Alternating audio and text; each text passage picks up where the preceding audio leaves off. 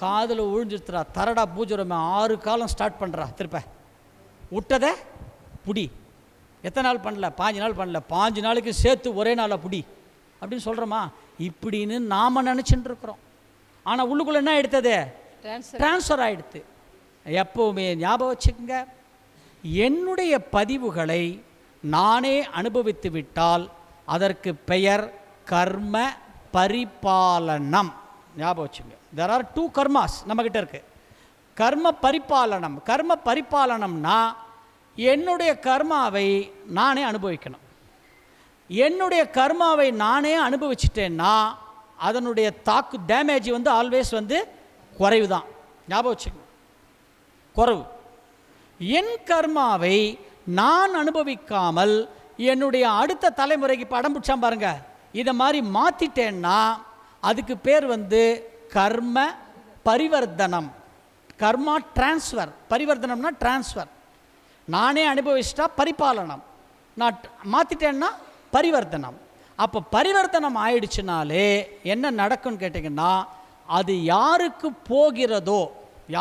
போகிறதோ அவர்கள் எப்போ அனுபவிக்க வேண்டுமோ அந்த ரெக்கார்டை அந்த நேரத்தில் யார்கிட்டேருந்து போச்சோ, யார் அந்த துன்பத்தை அனுபவிக்கிறாங்களோ அவரை விட 3 மடங்கு துன்பத்தை யாருக்கு மாறித்தோ அவங்க அனுபவிப்பாங்க. 300% டேமேஜ் இருக்கும் அவங்களுக்கு. நல்லா ஞாபகம் வச்சுங்க. இதெல்லாம் ரூல். அப்போ இப்போ சொல்லுங்க, நாம பரிபாலனமா பரிவர்த்தனமா? நம்மளுடைய பதிவுகளை நாம் என்ன பண்ணணும்? நாமளே தான் நாம் அனுபவிக்கணும். இவை அனைத்தும் எதில் இருக்கிறது? எதில் இருக்கிறது?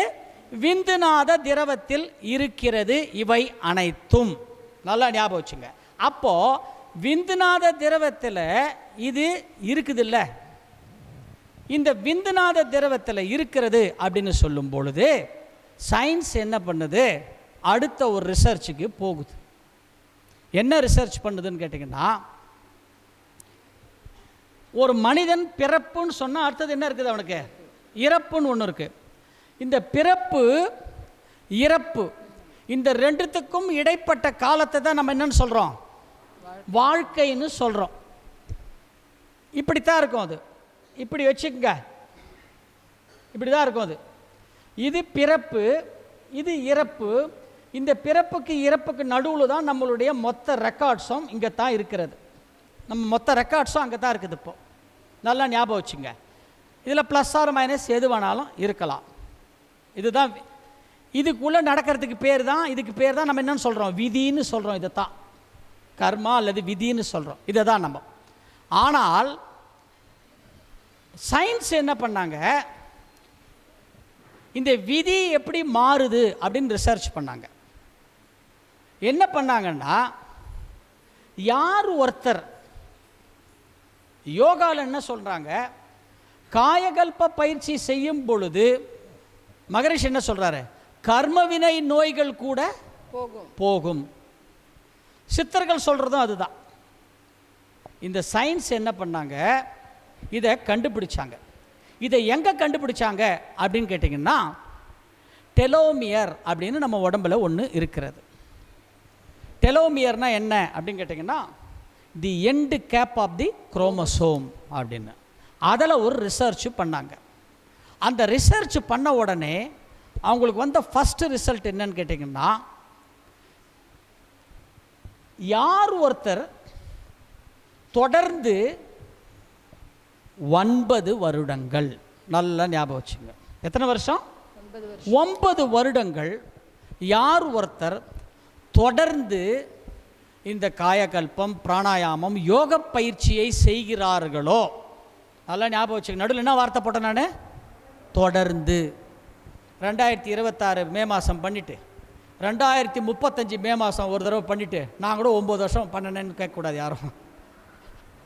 தொடர்ந்து. நடுவில் ஒரு நாளோ 2 நாளோ ஒரு வாரம் விட்டு போச்சுன்னா ஒன்றும் பிரச்சனை இல்லை, அது டியூன் ஆகிடும். எவர் ஒருவர் இந்த யோக பயிற்சிகளை தொடர்ந்து 9 வருடம் செய்கிறார்களோ அவர்களுடைய இந்த டெலோமியர்னுடைய வால் பகுதி 1 மில்லிமீட்டர் வளர்கிறதுன்னு கண்டுபிடிச்சாங்க. அப்போ இது வளர்ந்தா என்ன நடக்கும்? அடுத்த ரிசர்ச். இது வளர்ந்து ஆக்சுவலாக இது வளரவே வளராது யாருக்கும். இது ஃபிக்ஸ்டு, பிறப்பு இறப்பு ஃபிக்ஸ்டு. இந்த பிறப்பு இறப்பையும் கடந்து இந்த யோக பயிற்சிகள் செய்யும் பொழுது வளருதே அப்படின்னு சொன்னால், இது வளர்ந்தால் 1 மில்லிமீட்டர் வளர்ந்தால் அடுத்த ரிசர்ச்சில் 10 வருடம் ஆயுள் கூடுகிறது. எத்தனை வருஷம்? 10 வருஷம் ஆயுள் கூடுகிறது அப்படின்னு அடுத்த ரிசர்ச்சை கண்டுபிடிச்சாங்க. அப்படி கூடுனா என்ன நடக்கும்? அதுக்கு அடுத்தது பார்த்தாங்க. இது ஃபிக்ஸ்டு இல்லையா, இது இப்படி இங்கே தள்ளும் பொழுது இங்கே இருக்கிற ரெக்கார்டெலாம் செதையுதுறான்னு சொல்கிறாங்க. ரெக்கார்டு என்ன ஆகிடுச்சாங்கப்பா? மாறிடுதுன்னு சொல்கிறாங்க. அப்போ அந்த ரெக்கார்டே அங்கே மாறும் பொழுது, இப்போ எனக்குள்ளே இருக்கிற ஒரு நெகட்டிவ் நான் அனுபவிக்கணும்னா நான் என்ன பண்ணிட்டேன்? தொடர்ந்து 9 வருஷங்கள் பயிற்சி செய்யும் பொழுது எனக்குள்ளே இருக்கிற நெகட்டிவ் ரெக்கார்டை நான் என்ன பண்ணுறேன்? நானே என்ன பண்ணுறேன்? என்னுடைய வித்துவிலேயே போய் என்னுடைய ரெக்கார்டை நான் அழிக்கணும்னா என்ன பயிற்சி எதுக்கு? அவ்வளோதான். இப்போ புரியுதா?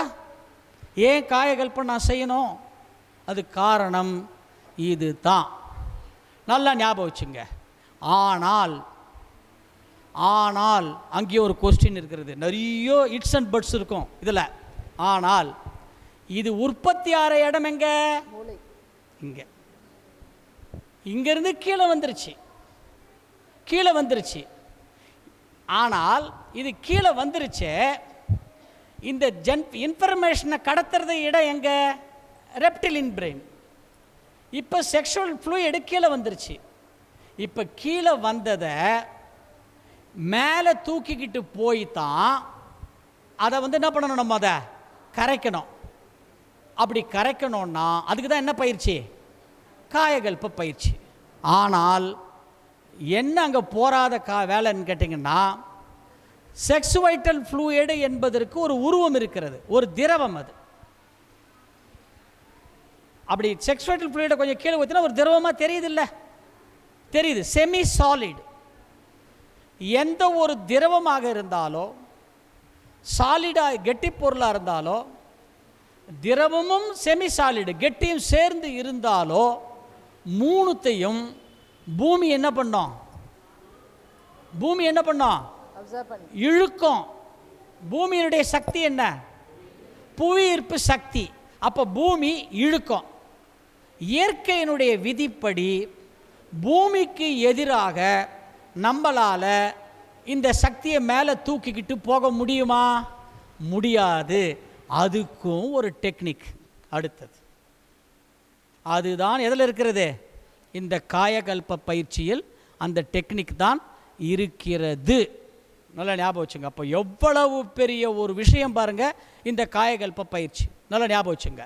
அப்போது அகெயின்ஸ்ட் தி கிராவிட்டி, புவியீர்ப்பு சக்திக்கு எதிராக நாம் என்ன பண்ண போகிறோம் அப்படின்னு கேட்டிங்கன்னா, இந்த காயகல்ப பயிற்சியில் விந்துநாத திரவத்தை மேலே ஏற்ற மாட்டோம். ஏன்னா அது சாலிடு. விந்துநாத திரவத்திலிருந்து சப்ளிமேஷன் ஆன ஒரு வேப்பரைசரை மட்டும்தான் மேலே ஏற்ற போகிறோம். ஏன் வேப்பரைசரை மேலே ஏற்ற முடியும்? காரணம் என்ன? வேப்பரைசரை மேலே ஏற்ற முடியும். என்ன காரணம்? இப்போ ஒன்று இப்படி கேட்குறேன். நான் இப்படி கேட்குறேன். நாம் இறந்த பிறகு உடலை எங்கே டிஸ்போஸ் பண்ணுறோம்? பூமியில். ஒன்று எரிக்கிறது இல்லை புதைக்கிறது, ஏதோ ஒன்று என்ன பண்ணுறோம்? பூமியில் தானே டிஸ்போஸ் பண்ணுறோம். ஆனால் உயிர் என்ன ஆகுது? என்ன சொல்கிற நீ? ஸ்கூலில் என்ன சொல்கிற? தேண்டா ஸ்கூலுக்கு வரலன்னா ஏதோ ஒரு பாட்டி பேரை சொல்லி எங்கள் பாட்டி டிக்கெட் வாங்கிட்டு போயிடுச்சு மேலேன்னு சொல்கிறல்ல. எங்கே டிக்கெட் வாங்கிட்டு போனாங்க? அவங்க மேலே போயிட்டாங்கன்றோம். உயிர் மேலே போயிடுச்சுன்றோம், உடம்பு கீழே. அப்போது உயிர் மேலே தானே போகுது. அப்போ பூமியால் மேலே போகிற உயிரை ஏன் பிடிச்சி வைக்க முடியல? இது தெரிஞ்சிருச்சுன்னா உங்களுக்கு காயகல்பம் புரிஞ்சிடும். இப்போ பூமியால் உயிரை ஏன் இந்த உடம்பை பிடிச்சி வச்சிருக்குல்ல, இந்த உடம்பையே பிடிச்சி வச்ச பூமியால் அந்த உயிர் துகள்களே உற்பத்தியாகிற விந்துநாத திரவத்தையும் சேர்த்தானே பூமி இழுக்குது. இழுத்த பூமியால் உயிரை ஏன் பிடிச்சி வைக்க முடியல? இல்லை, அது மேலே தான் போகுது உயிர். அதான் ஏன் போகலை? லேசானதா? இல்லை இல்லை. யார் கரெக்டாக ஆன்சர் பண்ணாலும் அவங்களுக்கு தான் ஃபஸ்ட்டு சாப்பாடு உள்ளே போகிறதுக்கு ஃபஸ்ட்டு அவங்க தான். இப்போது சாப்பாடு வந்துருச்சா? ரைட், ஓகே, விட்டுலாம். என்ன காரணம்?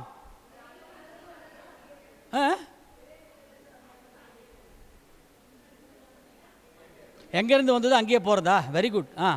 ஓகே, நல்ல ஆன்சர் தான். வேறு நிறைய ஸ்டூடெண்ட்லாம் இருக்கீங்களே, வேறு நிறைய ஸ்டூடெண்ட் மேடம்.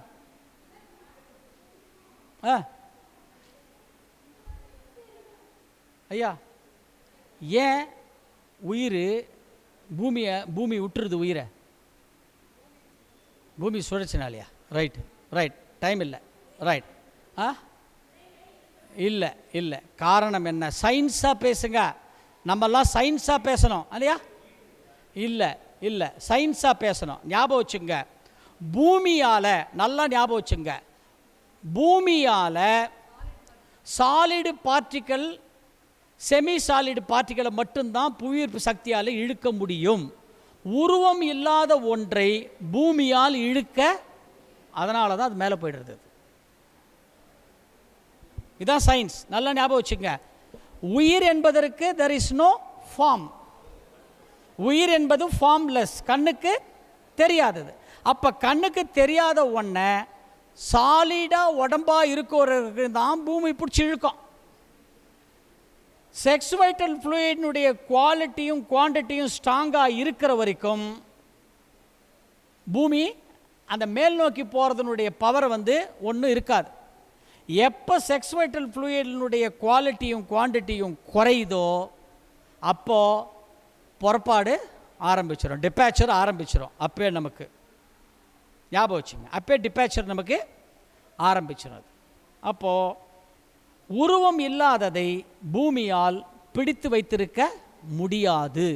அதனால தான் உயிர் போகிறது. ஆனால் அந்த உயிரையே பூமியால் எதை பிடிச்சி வச்சிருக்க முடியாதோ அந்த உயிரையே துகள்களாக உற்பத்தி பண்ணுற அந்த உயிரையே பிடிச்சி வச்சிருக்கிறது எது? விந்துநாத திரவம். இப்போ புரிஞ்சுங்க, இதுக்கு தான் சொல்கிறது செக்ஸ் வைட்டல் ஃப்ளூயிட் வெறும், நல்லா ஞாபகம் வச்சுங்க, செக்ஸ் வைட்டல் ஃப்ளூயிட் 2 விதத்தில் யூஸ் பண்ணலாம். எத்தனை விதத்தில்? ஒரு விதம் இன்பத்திற்கு மட்டும். அதாவது முதல்ல விந்துநாத திரவத்தை நம்ம எதுக்கு யூஸ் பண்ணுவோம்? ஒரு சந்ததியை உருவாக்குவதற்கு. ஏன்? அதனுடைய வேலை என்ன? அது இன்ஃபர்மேஷனை கடத்தணும். அதுக்கு இப்போ இன்ஃபர்மேஷனை கடத்தியாச்சு, அவ்வளோதான்ப்பா, கடத்தியாச்சுப்பா. இதோட நான் லைஃப் லாங் செக்ஸே இல்லைன்னு சொல்ல முடியுமா? இல்லை. ஏன்? அதுக்கப்புறம் என்ன பண்ணுறோம்? அதை இன்பத்திற்காக மட்டும் அதை யூஸ் பண்ணுறோம். இது ஒரு விதம். இன்னொரு விதம் என்னன்னு கேட்டிங்கன்னா, ஜெனட்டிக் இன்ஃபர்மேஷனை கடத்திட்டு முறையாக அந்த கழிவை இன்பமாக நம்ம எப்போ கழிக்கிறோமோ அதையும் கழிச்சிட்டு மிச்ச நேரத்தெல்லாம் அந்த செக்ஸ் வைட்டல் ஃப்ளூயிட் அங்கே இருக்குல்ல, அந்த செக்ஸ் வைட்டல் ஃப்ளூயிடை வித்து ஆற்றலை மற்றவர்கள் இன்பத்திற்காக பயன்படுத்துகிறார்கள். காயகல்ப பயிற்சி செய்பவர்கள் வித்து ஆற்றலை மறுசுழற்சி செய்து மேலே தூக்கி உயிர் ஆற்றலாக மாற்றுகிறார்கள். யாரு? நாமெல்லாம். அப்போது விந்துநாத திரவம் மூலாதாரத்தில் இருந்தால் பாலுணர்வு, மூலாதாரத்தில் இருந்தால் பாலுணர்வு. மூலாதாரத்தில் இருக்கின்ற விந்துதான திரவத்தை பதங்கப்படுத்தி அதில் இருக்கிற பயோலாஜிக்கல் ஆல்கமி அப்படின்னு சொல்லுவாங்க. யார்? குவாண்டம் ஃபிசிக்ஸில் சொல்லுவாங்க. அப்படின்னு என்ன அர்த்தம்? ஆற்றல் விதின்னு ஒன்று சயின்ஸில் இருக்கா? ஆற்றல் விதி.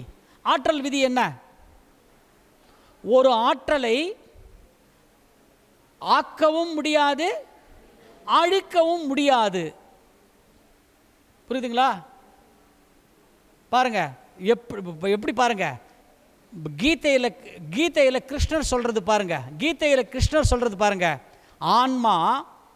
ஆன்மாவிற்கு அழிவு இல்லை, ஆன்மாவிற்கு அழிவு இல்லை, ஆன்மாவிற்கு பிறப்பும் இல்லை, இறப்பும் இல்லை. ஆனால் இந்த ஆன்மா அழிவில்லாதது. இதே ஆன்மா நாளை வேறொன்றாக மாறும். யாரு? பேரன் பேத்தி. வருதா? இப்போ இது கீதையில் எப்படி சொல்கிறாங்க, இங்கே சயின்ஸ் என்ன சொல்லுது பாருங்க. ஆற்றலை ஆக்கவும் முடியாது, அழிக்கவும் முடியாது, ஆனால் ஆற்றலை நாம் உருமாற்றம் செய்ய முடியும், சயின்ஸ் சொல்கிறது. அப்போது அந்த உருமாற்றம் செய்கிறதுக்கு பேர் தான் என்னது? பயோலாஜிக்கல் ஆல்கமி, உயிரியல் உருமாற்றம். அப்போ நம்ம என்ன பண்ணுறோம்? செக்ஸ் வைட்டல் ஃப்ளூயிடை அஸ்வினி முத்ரைன்ற பயிற்சியின் மூலமாக அதை கடைஞ்சி அந்த செக்ஸ் வைட்டல் ஃப்ளூயிட்லேருந்து என்ன பண்ணுறோம்? வேப்பரைசரை மேலே தூக்குறோம். அந்த வேப்பரைசர் என்பது ஆவி, நீராவி. அது கண்ணுக்கு தெரியாது, உடனே கரைஞ்சி போயிடும். அப்போ கண்ணுக்கு தெரியாத அந்த ஆற்றலை தலைக்கு மேலே தூக்கி உயிர் ஆற்றலாக மாற்றினால் அதற்கு பெயர் விழிப்புணர்வு. தான் 2. மூலாதாரத்தில் இருந்தால் பாலுணர்வு. காயகல்ப பயிற்சியில் மேலே தூக்கி ஓஜஸ் ஆஷ்டிங்களா, அதுக்கு பேர் விழிப்புணர்வு. அப்போ விழிப்புணர்வு வந்தால் என்ன ஆகிடும்? நமக்கு நாலன் செய்யும் கோலன் செய்யும், ஒன்றும் பண்ணாத நம்மளை. புரியுதுங்களா? இப்போ சொல்லுங்க, காயகல்ப பயிற்சி நான் செய்யணுமா வேண்டாமா? சத்தமாக சொல்லுங்க, இன்னும் சத்தமாக சொல்லுங்க. அவ்வளோதான். இந்த காயகல்ப பயிற்சியை நாம் செய்துட்டோன்னா இன்றைக்கி நம்ம வாழ்க்கையில் ஒரு திருப்பு முனையாக இருக்கணும். ஒரு சபதம் எடுத்துக்கங்க, ஒரு வைராக்கியம் எடுத்துங்க. இனிமேல் நான் ஒரு நாள் கூட பயிற்சியை விடமாட்டேன்.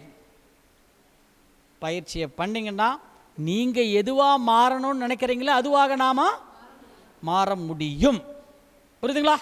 Right, good. இப்போ நம்ம அதுக்கு முன்னாடி 1:30 தானே லஞ்ச் விடணும். 1:30 விட்டலாமா? இன்னும் 5 minutes போகலாமா? லஞ்சுக்கு போகலாமா? 5 நிமிஷம் போகலாமா? Right, okay. அதை மட்டும் சொல்லு. இப்போ ஜீவ வித்து குழம்பை பற்றி நம்ம இவ்வளோ பார்த்தோம் இல்லைங்களா? இப்போ ஜீவ வித்து குழம்பு தான் உயிர் துகள்களை உற்பத்தி ஆகுது. இந்த உயிர்ன்றது பார்த்திங்கன்னா உடல் முழுவதும் இருக்குது. நம்ம உடம்புல மட்டும் இங்கே ஹார்ட் நிற்கிறதால உயிர் போலன்னு நம்ம பார்த்துட்டோம். பிரைன் ஸ்ட்ரோக் வரதால உயிர் போலன்னு பார்த்துட்டோம். உயிர் உடல் முழுவதும் ஓடுது. அந்த உயிர் என்ன பண்ணுதுன்னா, அந்த உயிரோட உணவே எதுனா ஜீவ வித்து குழம்பு தான். இப்போ ஒன்றும் இல்லை, இப்போ இந்த தம்பி இருக்கார், இவர் நான் என்ன பண்ணுறேன், மெயின் ரோடு வரைக்கும் ஓடி போயிட்டு அங்கே ஒருத்தர் பேர் சைன் வாங்கிட்டு வான்றேன்.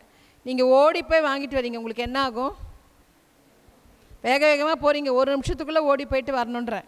நீங்கள் வேகமாக ஒரு பேப்பர் எடுத்துகிட்டு போய் ஓடி போயிட்டு மெயின் ரோட்டில் இருக்க ஒருத்தர்கிட்ட சைன் வாங்கிட்டு வரீங்க. இங்கே வந்து இருந்தாங்க மேடம், கேட்டிங்களா, கொடுத்துட்டேன்றீங்க. உங்களுக்கு என்ன வாங்கும்? என்ன இருக்குது, எப்படி இருக்கும் உடம்பு?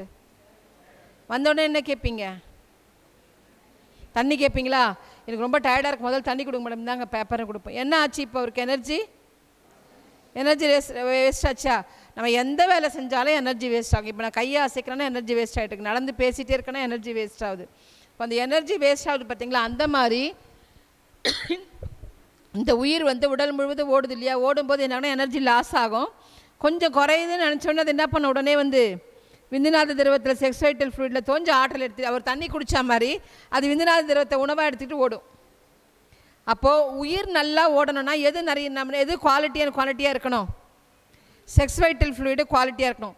செக்ஸ் வைட்டல் ஃப்ளூயிடு குவாலிட்டியாக இருக்கணும்னா எப்படி நம்ம என்ன சாப்பிட்ணும்? நல்ல சத்தான, நம்ம உடம்பு ஆரோக்கியமாக இருக்கணும், சத்தான உணவு சாப்பிட்ணும்.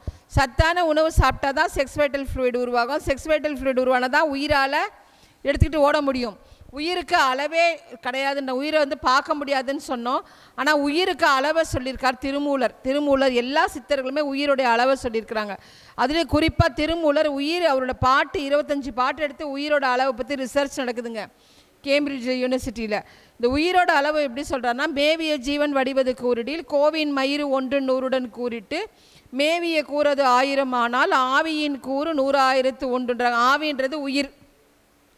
எப்படி இருக்குன்றாங்கன்னா, ஒரு பசுமாடு ரோமம் வேறு எந்த விலங்குக்கும் மேலே முடி தெரியாது. எருமை மாடு மேலே முடி இருக்கிறது தெரியுங்க, காளை மாடில் தெரியும். ஆனால் பசுமாடு ரோமம் தெரியவே தெரியாது. பசுமாடோட ரோமம் தான் இருக்கிற விலங்குகளே ரொம்ப மெலிசான ரோமம். இப்போ அந்த ரோமத்தை எடுத்துகிட்டேன், இதான் ரோமன்னு ஒரு கற்பனைக்கு வச்சுப்போமே. அதை டயாமீட்டர் எடுத்து இந்த பக்கம் வச்சு அந்த மெஷர்மெண்ட் பண்ணி அதை 1,00,000 கூறாக போட்டிங்கன்னா என்னதோ அதான் உயிரின் அளவு. பார்க்க முடியுமா? பார்க்கவே முடியாது. இந்த உயிர் எப்படி இருக்குது? ஓடிக்கிட்டே இருக்குது. எது ஓடினாலும் அதுலேருந்து என்ன ஆகும்? ஒன்று கரைஞ்சி வெளியில் வருமா? இப்போ ஃபேன் ஓடுது, ஃபேன் ஓடுறதால தான் அதுலேருந்து என்ன வருது? காற்று வருது. அந்த மாதிரி உடல் முழுவதும் உயிர் ஓடும்போது அந்த உயிருக்குள்ளே என்ன இருக்குது? நம்ம ஃபஸ்ட்டு பார்த்தோம் காய்கள் ஆரம்பிக்கும்போது உயிர் துகள்களுக்குள்ளே இறை துகள்கள் இருக்குதுன்னு பார்த்தோம். God particles. அந்த காட் பார்ட்டிகல்ஸ்னாவும் கரைஞ்சி வெளியில் வரும். இப்போ என்ன நடக்குதுன்னா, நான் நிற்கிறேன், ஐயா உட்காந்துருக்குறாங்க. இப்போ எங்கள் உடம்புல உயிர் துகள்கள் நான் எதுவுமே பேசலைனாலும் செய்யலைன்னா இப்போ நான் உயிர் ஓடிக்கிட்டு இருக்கா, இங்கேருந்து ஒரு கரைசல் வெளியில் வரும். இப்போ நீங்கள் எல்லோரும் இங்கே ஸ்டேஜை பார்த்துட்ருக்கீங்களா? உங்கள் உடம்புலேருந்து உயிர் துகள்கள் வெளியில் வருது. வெளியில் வரும்போது கண்ணுலேருந்து வர உயிர் துகள்கள் கரைஞ்சி வெளியில் வந்து என்னோடய உயிர் துகளோட அந்த இறை துகளோட மோதும்போது, அந்த அலையோட மோதும்போது நான் நிற்கிறேன், கையை எப்படி அசைக்கிறேன்றது உங்கள் கண்ணால் கேட்குது. காதில் இருக்க அந்த உயிர் துகள்கள் கரையிறதால இவங்க இந்த வார்த்தையை பேசுகிறாங்கன்னு நீங்கள் கேட்குறீங்க. புரியுதா?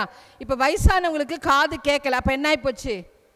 காதில் இருக்க உயிர் துகளோட அளவு குறைஞ்சி போச்சு, கண்களில் இருக்கக்கூடிய உயிர் துகள்களோட அளவு குறைஞ்சி போச்சு, பார்வை மங்குது. அப்போ அந்த உயிர் துகள்களை குறையாமல் நாம் வச்சுக்கிட்டா நம்ம பாட்டிலாம் 90 வயசு வரைக்கும் கண்ணு நல்லா தெரிஞ்சுது. இன்றைக்கி 13 வயசுலேயே கண்ணாடி போட்டோம். ஏன்னா நம்ம சாப்பிட்ற சாப்பாடு சத்து இல்லை, நம்மளோட டே டு டே ஆக்டிவிஸ் வாழ்வியல் முறையே மாறிப்போச்சு, நம்மளோட உயிர் துகளோட எனர்ஜி கம்மியாக இருக்குது. இதை தான் என்ன சொல்கிறாங்கன்னா காந்தம்னு சொல்கிறாங்க. இந்த கரைஞ்சி வருது பார்த்திங்களா, அதுக்கு பேர் தான் காந்தம்னு பேர். நம்ம ஒவ்வொருத்தரும் இப்படி நின்னா கையை 2 பக்கம் அப்படி நீட்டினோன்னா இந்த தூரத்துக்கு, இந்த பக்கம் முன்னாடி இந்த பக்கம் முன்னாடி தூரத்துக்கு காந்தம் இருக்குது. ஒரு கண்ணாடி பால்குள்ளே இருக்க மாதிரி தான் நம்ம இருக்கோம். அதனால தான் நம்ம பெரியவங்க என்ன பண்ணாங்க, சுற்றி போடும்போது என் குழந்தைக்கு கண்டுபட்டுருச்சுன்னு சுற்றி போட்டாங்களா, உடம்பை தொட்டால் சுற்றி போட்டாங்க, தள்ளி சுற்றி போட்டாங்க. இதை தான் நம்ம சித்தர் பெருமக்கள்லாம் என்ன சொன்னாங்கன்னா, சாமி படம் முன்னாடி ரவுண்டாக வட்டம் போட்டாங்களா? நம்ம வீட்டில் போய் பூஜை ரூமில் பாருங்கள், படத்துக்கு பின்னாடி வட்டம் போட்டிருப்பாங்க. அது தலையில் மட்டும் இல்லை, உடல் முழுவதும் இருக்குது. ஒரு சாதாரண மனுஷனுடைய காந்த திணிவு எவ்வளோ தூரம் இருக்குன்னா 10 அடி தூரம் வரைக்கும் இருக்கும். நீங்கள் நல்லா யோகா ப்ராக்டிஸ்லாம் பண்ணி நல்லா பண்ணிட்டீங்கன்னா உங்கள் காந்த திணிவு எவ்வளோ தூரம் வேணால் கொண்டு போக முடியும். இந்த காந்தத்தை வச்சு தான் ஜீசஸ்ஸு முடவனை எழுக்கி நடக்க வச்சார். அந்த சித்தர் இந்த சித்து வேலையெல்லாம் செஞ்சாருப்பான்னு சொல்கிறல, அவங்க உடம்புல இந்த காந்தத்தை பெருக்கி தான் செஞ்சாங்க. இதுதான் காந்தம். இப்போ நம்ம உடம்புல காந்தம் இருக்கா இல்லைன்னு தெரிஞ்சுக்கலாமா? எல்லாருக்குள்ளேயும் காந்தம் இருக்குது. 2 கையை எப்படி வச்சுக்கோங்க பார்க்கலாம். இந்த காந்தம் நான் சொல்லும்போது இந்த கையை ஒட்டாமல் கிட்ட தூரம் கொண்டு போக போகிறீங்க.